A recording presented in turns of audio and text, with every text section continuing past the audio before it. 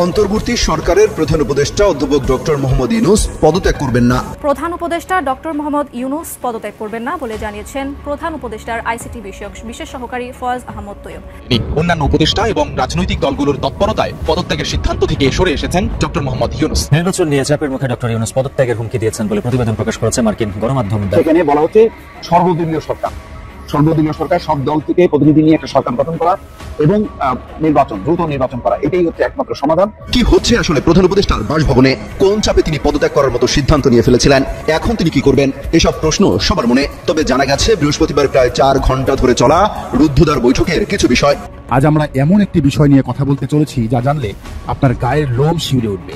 দেশে এত বড় একটা ঘটনা হয়েছে অথচ তা কোনো মিডিয়ায় আসেনি, যদিও ঘটনার ফলাফল মিডিয়ায় এসেছে বড় করে। হ্যাঁ, আজ আমরা উন্মোচন করব ডক্টর ইউনূসের পদত্যাগের পেছনের আসল রহস্য।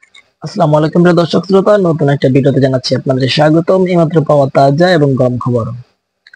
আজকের ভিডিওটি কেমন হবে, কতটা গুরুত্বপূর্ণ, কতটা চাঞ্চল্যকর, আপনারা ইতিমধ্যে ভিডিওর অংশ বেশি দেখে বুঝে গেছেন কেমন হবে আজকের এই ভিডিওটি। আমি বেশি কথা বাড়াবো না, আপনাদের বিস্তারিত ভিডিওতে নিয়ে যাবো। তার আগে রিকোয়েস্ট করবো, যারা এরকম ভিডিও দেখতে পছন্দ করেন চ্যানেল সাবস্ক্রাইব করে পাশে থাকা বেল আইকনটি বাজিয়ে রাখবেন। সেই সাথে কে কোথা থেকে এই ভিডিওটি দেখছেন অবশ্যই কমেন্ট সেকশনে আপনারা অবশ্যই কমেন্ট সেকশনে বলে যাবেন কে কোথা থেকে এই ভিডিওটি দেখছেন। সেই সাথে চলুন তাহলে প্রিয় দর্শক বন্ধুরা এই ভিডিওতে লাইক করে দিন, বিস্তারিত ভিডিওগুলো মোবাইলের স্ক্রিন থেকে ধারাবাহিকভাবে একের পর এক দেখে আসি। সামাজিক যোগাযোগ মাধ্যম থেকে গণমাধ্যম, রাজনৈতিক অঙ্গন থেকে চায়ের টেবিল, সব জায়গায় এখন আলোচনার কেন্দ্রে ডক্টর মোহাম্মদ ইউনূস ক্ষমতায় থাকছেন নাকি পদত্যাগ করে ফেলছেন। কি হচ্ছে আসলে প্রধান উপদেষ্টার বাসভবনে? কোন চাপে তিনি পদত্যাগ করার মতো সিদ্ধান্ত নিয়ে ফেলেছিলেন? এখন তিনি কি করবেন? এসব প্রশ্ন সবার মনে। তবে জানা গেছে বৃহস্পতিবার প্রায় 4 ঘন্টা ধরে চলা রুদ্ধদ্বার বৈঠকের কিছু বিষয়। অনেকে বলছেন আগামী 48 ঘন্টা দেশের জন্য খুবই গুরুত্বপূর্ণ।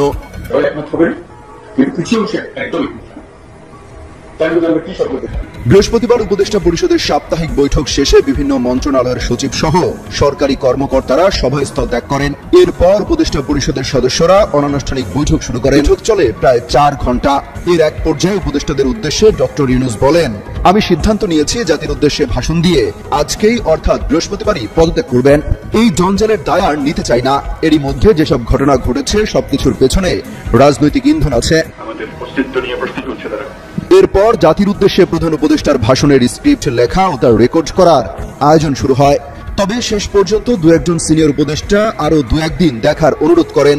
আগামী শনিবার উপদেষ্টা পরিষদের একটি বৈঠক হওয়ার বিষয়ে আলোচনা রয়েছে। এছাড়া এনসিপির আহ্বায়ক নাহিদ ইসলাম প্রধান উপদেষ্টার সঙ্গে সাক্ষাৎ করেছেন।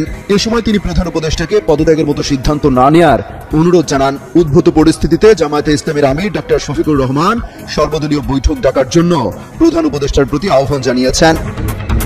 এদিকে প্রধান উপদেষ্টার পদত্যাগের আলোচনার মধ্যে বৃহস্পতিবার বিকাল থেকে রাত পর্যন্ত ফ্যাসিবাদ বিরোধী রাজনৈতিক দলগুলোর মধ্যে ঐক্যের আহ্বান জানিয়ে ফেসবুকে পোস্ট দেন সরকারের 2 উপদেষ্টা ও এনসিপি নেতারা।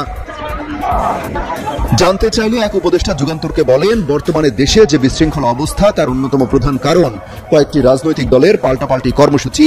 এসব কর্মসূচির কারণে জনদুর্ভোগ হচ্ছে, সরকারের নিয়মিত কাজ বিঘ্নিত হচ্ছে। রাজনৈতিক দলগুলো কোনো দায় নিচ্ছে না, সব দায় সরকারের উপর চাপাচ্ছে। অপর এক উপদেষ্টা যুগান্তরকে বলেন, রাজপথে বিশৃঙ্খল পরিস্থিতিতে উপদেষ্টাদের কিছু করণীয় আছে কিনা তা জানাতে বলেন।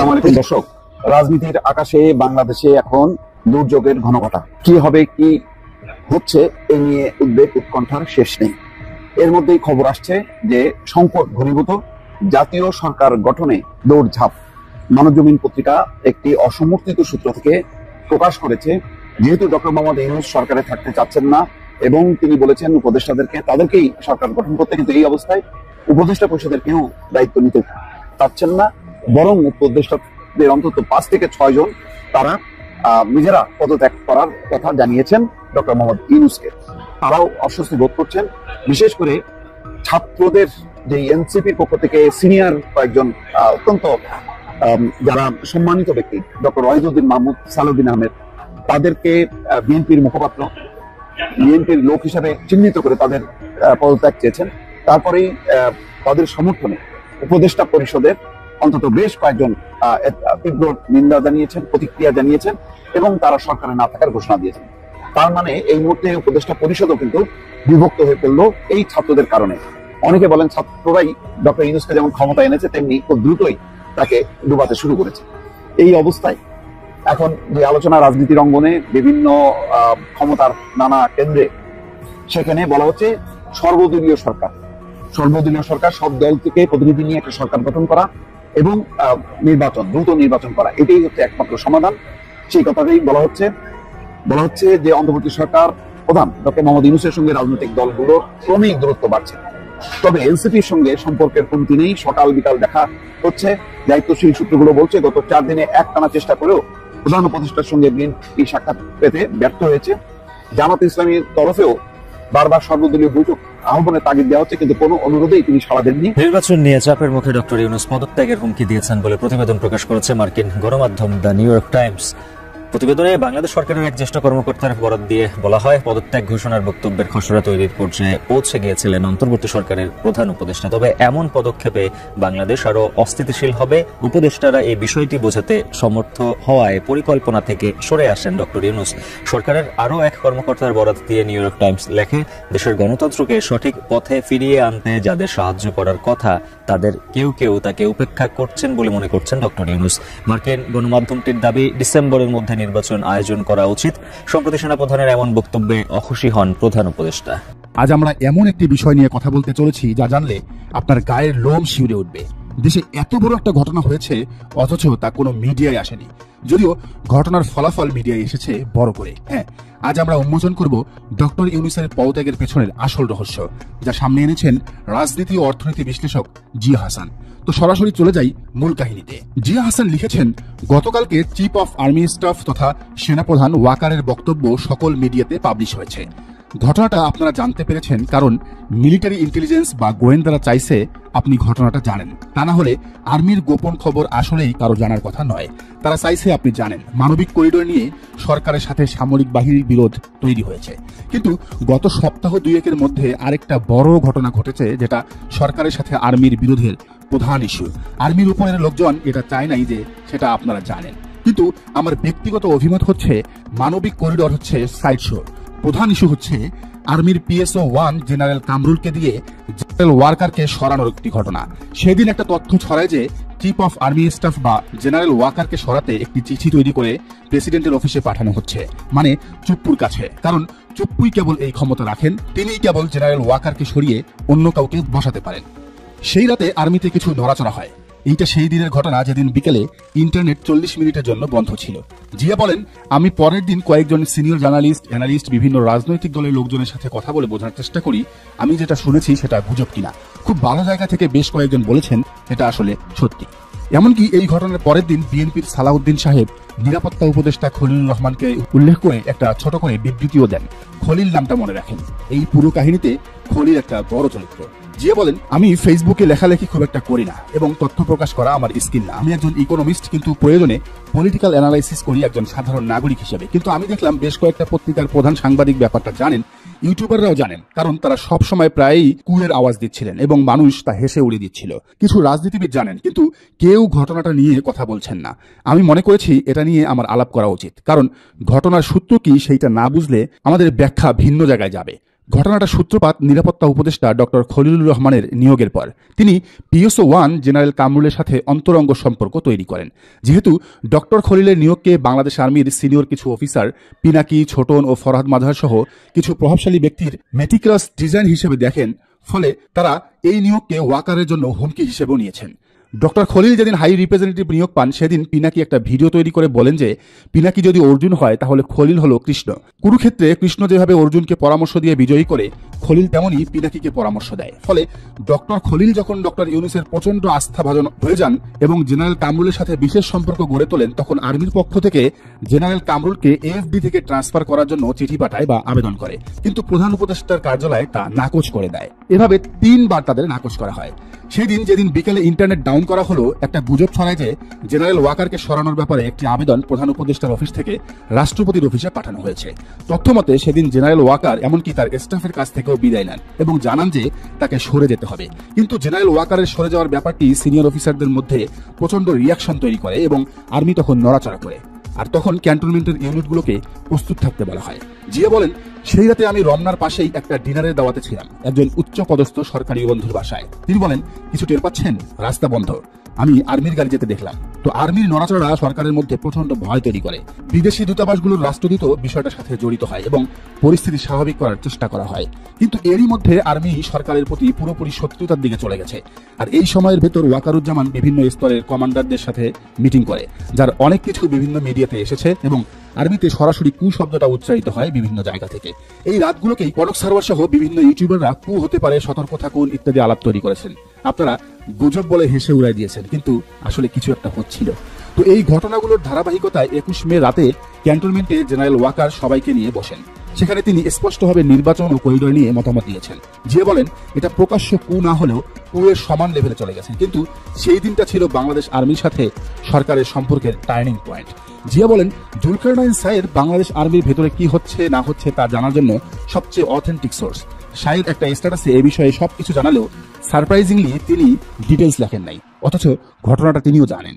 জিয়া উল্লেখ করেন বিভিন্ন দেশে সেনাবাহিনীর প্রধানকে সরানোর চেষ্টা করলে তাতে কি পরিণতি হয় তা নিয়ে। পাকিস্তান, মিশরের ঘটনা উদাহরণ হিসেবে উল্লেখ করেছেন তিনি। সেসব দেশে সেনাপ্রধানকে হটাতে গিয়ে প্রধানমন্ত্রী, রাষ্ট্রপতিরা নিজেরাই ক্ষমতাচ্যুত হয়েছেন, এমনকি কারো কারো পরিণতি হয়েছে ভয়াবহ, চলে যেতে হয়েছে ওপারেও। তো বাংলাদেশেও ডক্টর ইউনূস একই কাজ করতে গেছেন। তিনি সফল হলে তো কথাই ছিল না, কিন্তু যেহেতু তার নিরাপত্তা উপদেষ্টা কাজটা ভালোভাবে করতে পারেন নাই, ফলে সরকার এখানে আর্মির কাছে হেরে গেছে। আর এই কারণেই ইউনূস তার কাছের লোকদের বলেছেন তার আর এই পদে থাকা উচিত হবে না। সেনাবাহিনীর সাথে সরকারের, বিশেষ করে প্রধান উপদেষ্টার খানিকটা টানাপোড়েনের পরিস্থিতির মধ্যেই একটা আলাপ নতুন করে বাজারে ছাড়ার চেষ্টা হচ্ছে। সেটা হলো বাংলাদেশে আবার 1-11 পরিস্থিতি তৈরি হচ্ছে এবং 1-11 ঘটে যেতে পারে, এরকম কথাও কেউ কেউ বলছেন।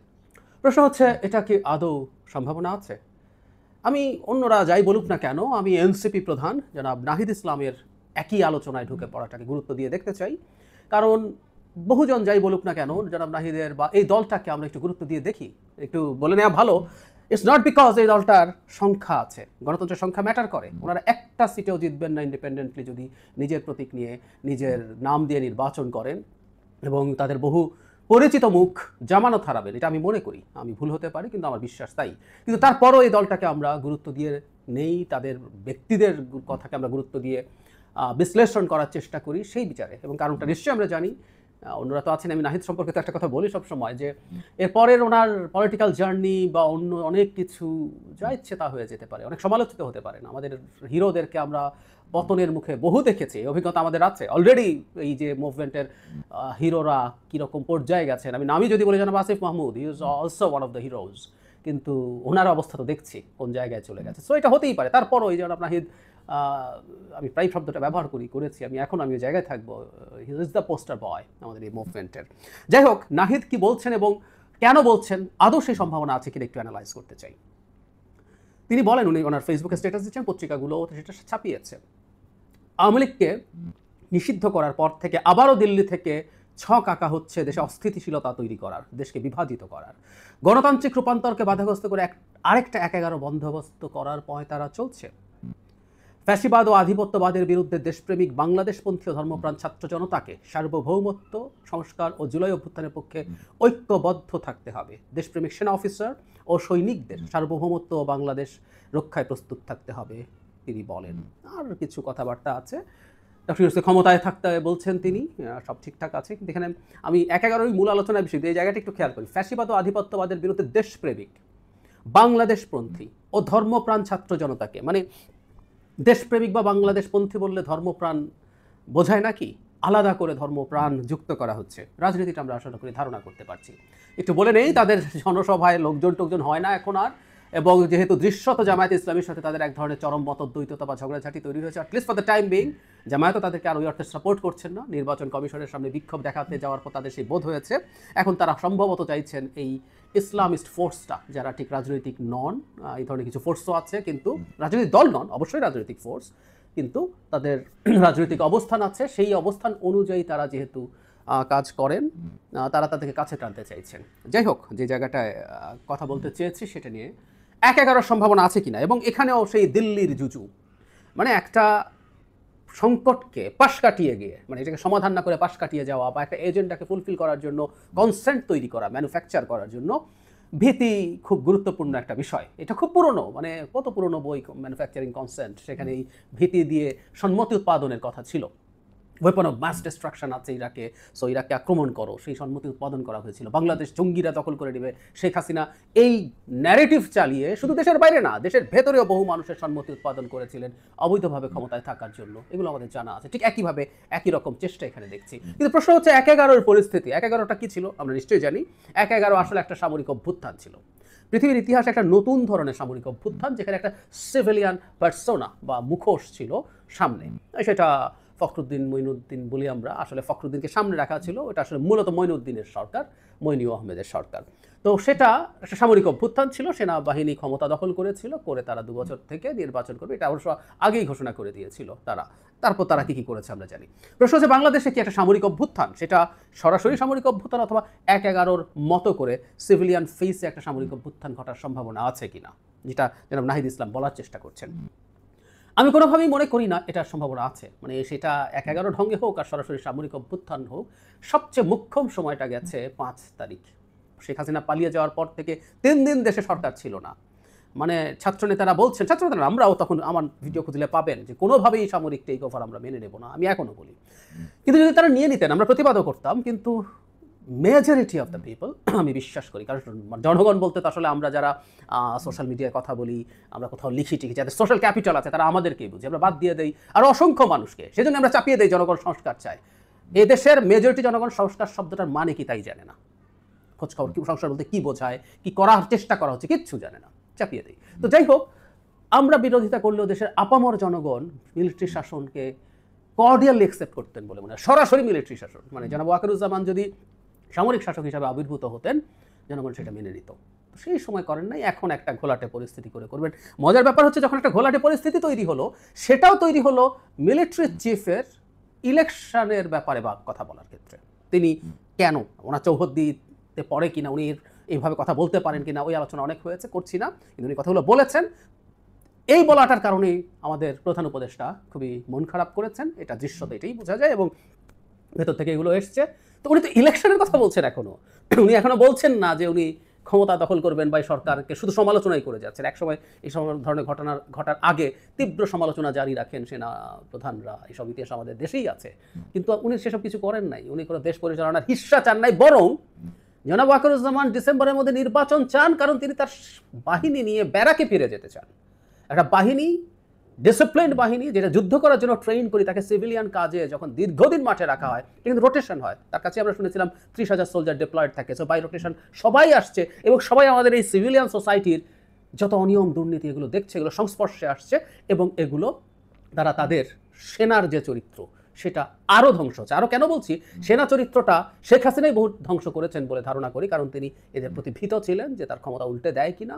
সো এটা আরও ধ্বংস হচ্ছে, এটা উনি জানেন। সো উনি নির্বাচন দিয়ে র্যাদার ওনার সেনাদেরকে নিয়ে ব্যারাকে ফিরে যেতে চান। একজন প্রফেশনাল জেনারেল, একজন প্রফেশনাল সেনাবাহিনীর প্রধান যেটা করতেছেন তাই করছেন। তো তাহলে ১/১১-র কথা কোত্থেকে আসলো, কেন আসলো, কোনো আলামত কি আছে? না। কিছু লোকজন প্রতি রাতে কুয়ের যে গুজব দিয়েছিল জনাব নাহিদ, সেই গুজবটা নিয়েছেন, সেই গুজবটা তিনি ছড়াচ্ছেন।